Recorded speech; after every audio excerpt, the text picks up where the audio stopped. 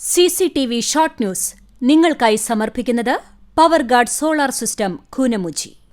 നമസ്കാരം. CCTV short ന്യൂസിലേക്ക് സ്വാഗതം. ഗുരുവായൂർ മാവിൻചുവട് 2 വീടുകളിൽ മോഷണം നടന്നു. ഈശ്വരീയം പരമേശ്വരൻ നായരുടെ ഭാര്യ കനകലതയുടെ 3 പവൻ തൂക്കം വരുന്ന മാലയും ചിറ്റിലപ്പള്ളി സെബാസ്റ്റിന്റെ വീട്ടിൽ കയറി 2 ഗ്രാമിന്റെ കമ്മലും 500 രൂപയുമാണ് മോഷ്ടാവ് കവർന്നത്. ഗുരുവായൂർ പോലീസിൽ പരാതി നൽകി. ചേറ്റുവയിൽ ആംബുലൻസിന്റെ മറവിൽ ലഹരിക്കച്ചവടം നടത്തുന്ന 2 പേർ MDMAയുമായി പോലീസ് പിടിയിൽ.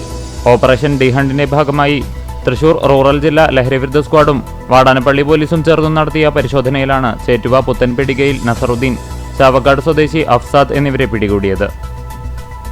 ഗുരുവായൂർ ക്ഷേത്രത്തിൽ ഞായറാഴ്ച വിവാഹ ബുക്കിംഗ് 200 കടന്നതോടെ ദർശനത്തിനും താലികെട്ട് ചടങ്ങിനും ദേവസ്വം പ്രത്യേക ക്രമീകരണമൊരുക്കും.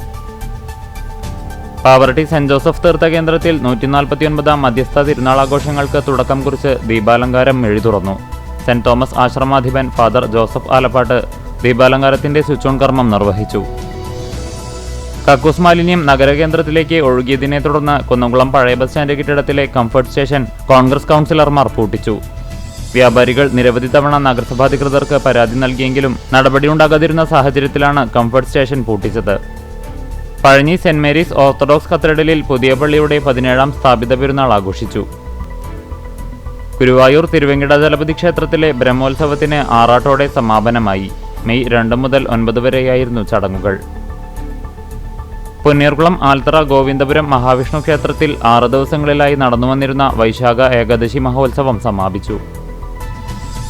എരുമപ്പെട്ടി പഞ്ചായത്ത് 2024-25 സാമ്പത്തിക വർഷത്തിലെ ജനകീയാസൂത്രണ പദ്ധതി പ്രകാരം ഹരിതകർമ്മസേനാംഗങ്ങൾക്ക് ട്രോളി വിതരണം നടത്തി. വടക്കേക്കാട് കൊച്ചനംകുളത്തിന്റെ സുരക്ഷാ മുൻകരുതലുകൾ പരിശോധിക്കാനായി Kunnamkulam fire and rescue station officer Vijayakrishnan കുളം സന്ദർശിച്ചു. നാടിന്റെ നന്മയ്ക്ക് നമ്മളൊന്നാകണമെന്ന തലക്കെട്ടിൽ സംസ്ഥാനത്തെ 14 ജില്ലകളിലുമായി വെൽഫെയർ പാർട്ടി സംസ്ഥാന പ്രസിഡന്റ് റസാഖ് പാലേരിയുടെ നേതൃത്വത്തിൽ സംഘടിപ്പിക്കുന്ന സാഹോദര്യ കേരള പദയാത്രയുടെ പര്യടനം ജില്ലയിൽ പൂർത്തിയായി.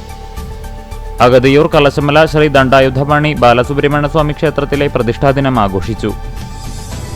ചാലിശ്ശേരി സോക്കർ അസോസിയേഷൻ ഒരുക്കുന്ന ആരവം 2025 അഖിലേന്ത്യാ ഫ്ലഡ് ലൈറ്റ് ഫുട്ബോൾ ടൂർണമെന്റിൽ അവസാന സെമിഫൈനൽ മത്സരം ശനിയാഴ്ച നടക്കും.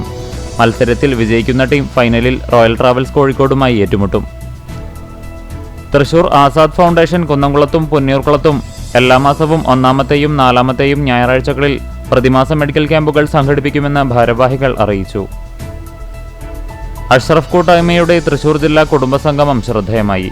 കല്ലുംപുറം വിദ്യാ റെസിഡൻസിയിൽ നടന്ന കുടുംബസംഗമം കടവല്ലൂർ പഞ്ചായത്ത് പ്രസിഡന്റ് PI രാജേന്ദ്രൻ ഉദ്ഘാടനം ചെയ്തു.